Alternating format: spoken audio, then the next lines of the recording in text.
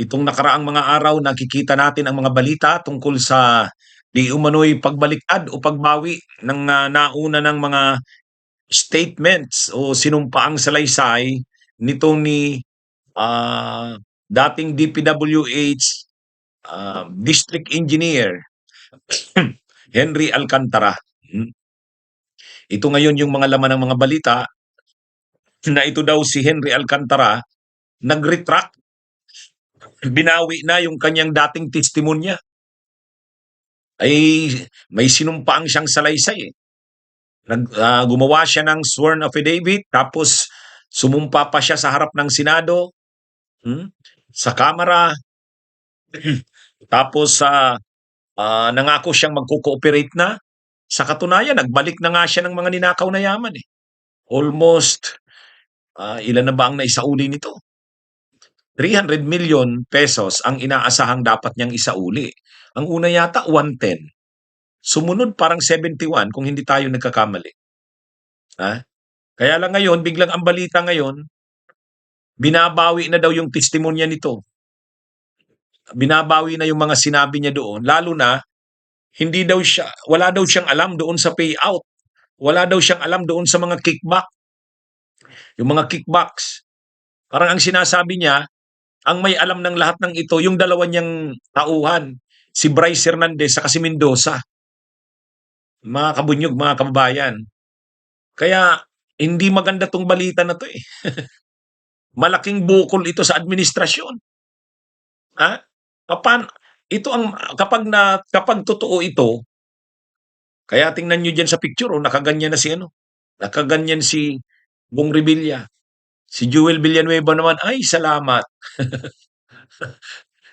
Kaya ito mga kabunyog, ang taong bayan umaasa, nagugulong na yung mga kaso diyan kila Jewel Villanueva, Bong Revilla, at yan ay makakasuhan at maaaresto na. Tapos ngayon, ganyan yung mga balita. Bagamat ang paglilinaw ng tagapagsalita ng DOJ, hindi naman daw, wala pa daw silang official na kopya ng sinasabing retraction o pagbawi.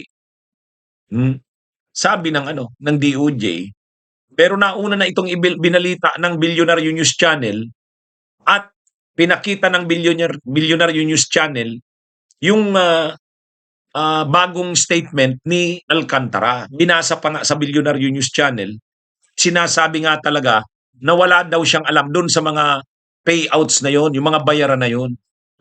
Anong ibig sabihin nito? May mga galawan na bang nangyayari dito? Parang, may mga galawan na ba? Kinausap na ba itong si Alcantara para palibrehin ang mga senador? Ito naman bang mga senador na ito ay nakiusap na rin sa mga makapangyarihan sa taas nila na ilibre naman sila? Hindi maganda to mga kabunyog, mga kababayan. Hindi maganda ito. Anyway, walang kumpirmasyon pa sa parte ng DOJ. Wala pa rin kumpirmasyon dito kay Alcantara kung ano nga ba talaga. Si Senador Ping Lacson ang dapat mag-ano nito, ipatawag niya uli ito. Ipatawag niya uli, ano bang nangyayari? Dapat pagbalik ng Senado sa January 24 yata ang balikan, ipatawag ni Senador Ping Lacson itong sila Bryce Hernandez, Alcantara, under oath uli para malaman ano ba talaga ang nangyayari. Kasi ang sabi sa balita, nag-retract ito. Binawi ang testimonya. Ayon yan sa Billionaire News Channel. Pinakita rin sa balita yung porsyon ng mga binawing testimonya ni Alcantara. Kaya lang sabi rin ngayon ng DOJ, hindi naman. Wala daw silang kopya pa niyan. Ano ba talagang totoo?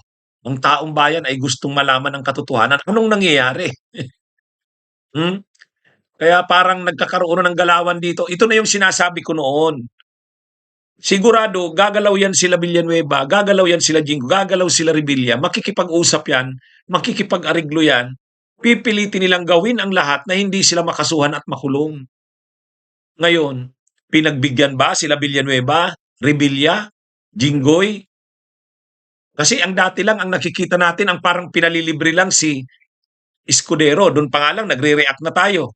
Ay ngayon naman, parang pati si Villanueva, Revilla at Jinggoy, parang malilibre pa eh. Mga kabunyog, mga kababayan. Anong nangyayari dito? Kapag pinalibre ito, sila Villanueva, Revilla, parang pinapalibre na nga si Cheese. Tapos papalibrihin pa sila Revilla, wala na. Wala na. Pagka ganyan, lalong mamumroblema ang administrasyon yan. Wala nang ang nangyayari nito mga kabunyog, mga kababayan, malaking problema ito sa kampanya ng administrasyon. Pag-iisipan pa dito, inaariglo ba? May mga pinapalibre ba? Oh, dapat si Senador Ping Lacson ang mag-imbestiga nito. Ha? Oh. Kaya mga kabunyog, mga kababayan, ewan ko anong nangyayari dito. May nangyayari bang galawan? May mga arigluhan bang nangyayari? Ha? Nakakalungkot. Magagalit ang taong bayan nito. Kung sino man ang pumapasok sa mga ganitong arigluhan, parang may mga inaariglo, may mga pinapalibre. Si Chis Escudero pa nga lang, nung nababalita ang pinapalibre, galit na ang tao. Ay kung ganito pang papalibrihin sila Revilla, sila Villanueva, sa pamamagitan ng pagpapabago sa statement ni Alcantara, ay malungkot yan mga kabunyog. Magagalit ang taong bayan dyan. Parang wala nang mapapanagot sa ganyan. Kaya lang, hindi pa natin alam yung buong katotohanan dahil sabi nga ng DOJ, hindi naman daw totoo. Sabi ng DOJ, sabi naman sa balita ng Billionaire News Channel, totoo yan. Ito yung kopya ng mga binawing statement ni Alcantara. Kaya ang makakaalam talaga diyan kung makausap mismo si Alcantara, ipatawag uli ng Blue Ribbon. Yung mga magagandang nagawa ng Blue Ribbon parang nababaliwala eh. Ha? Anyway mga kabunyog, nakakalungkot itong mga nangyayaring ito. Ang sinasabi kasi ni Alcantara doon sa balita ng Billionaire News Channel, hindi niya raw alam yung mga payouts, yung mga kickbacks na nangyari na yun. Ang nakakaalam daw noon yung kanyang mga tauhan, itong si Bryce Hernandez at si Mendoza.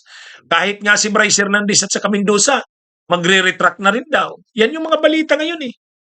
Magre-retract na rin daw. Panay yata pagbawi eh. Pag si Bernardo bumawi pa ng kanyang mga sinabi, lalong wala na. Makakalibre na ang mga ito. Nakakalungkot.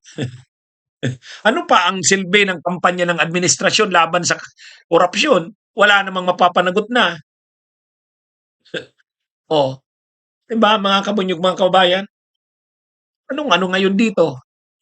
Anong mangyayari sa kampanya ng administrasyon? Ano na nga eh, nung hindi nga nasunod yung sinabing may maaaresto at makukulong bago ang December 15 o sa panahon ng Kapaskuhan may magpapasko sa kulungan, doon pa nga lang galit na ang tao eh. Eh lalo pa ngayon na makita ng taong bayan. Hindi naman maniniwala ang taong bayan na walang nangyayaring arigluhan diyan. Hindi naman maniniwala ang taong bayan na walang nangyayaring galawan diyan. Ha? Mga kabunyog mga kababayan. Kaya ito, dapat si Senador Ping Lacson, sana si Ombudsman Boying Rimulya hindi rin involved sa ganyan. Lahat kasi nanahimik na eh. Si Vince Dizon nanahimik na din eh. Nanahimik silang lahat. Pagkatapos, di ba nagbalita ako niya, ay nagkomentaryo ako niyan, sabi ko, parang nagre-renda yata. Parang nagkakaroon ng preno yung kampanya laban sa korupsyon. Pagkatapos ngayon, ang sunod nating nababalitaan, nagre-rekantan, nagbabawian ng mga testimonya. Ano na ba ito? Ano nang nangyayaring ito?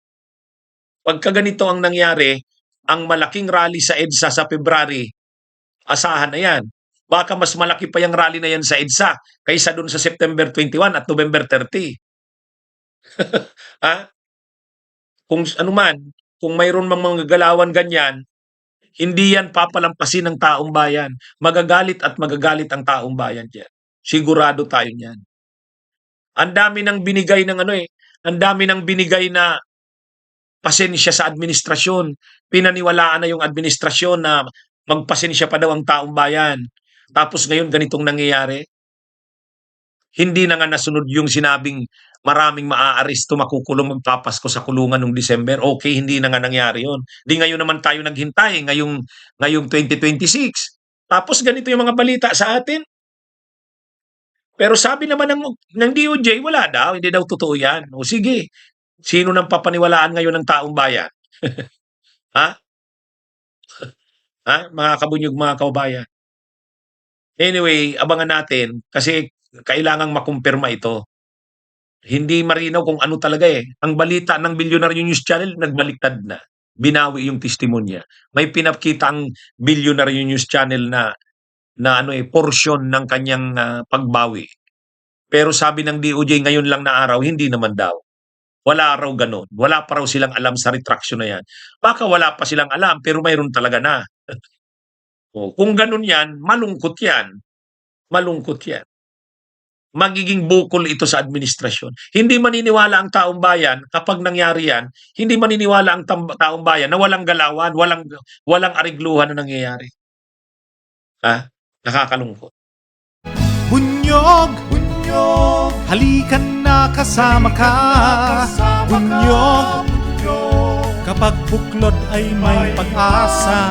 Luzon, Visayas, Mindanao, isa ang pananaw. Sa bagong Pilipinas ang bunyog isisigaw.